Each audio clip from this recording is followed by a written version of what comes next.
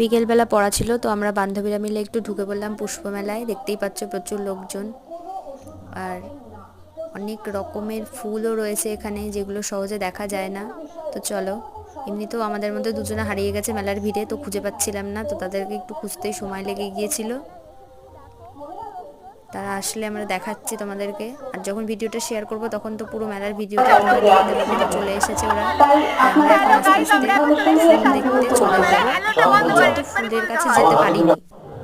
তো দেখো কত রকমের ফুল, অবশ্যই কিন্তু কমেন্ট করে জানাবে যে এই ফুলগুলো তোমরা আগে কখনো দেখেছো নাকি।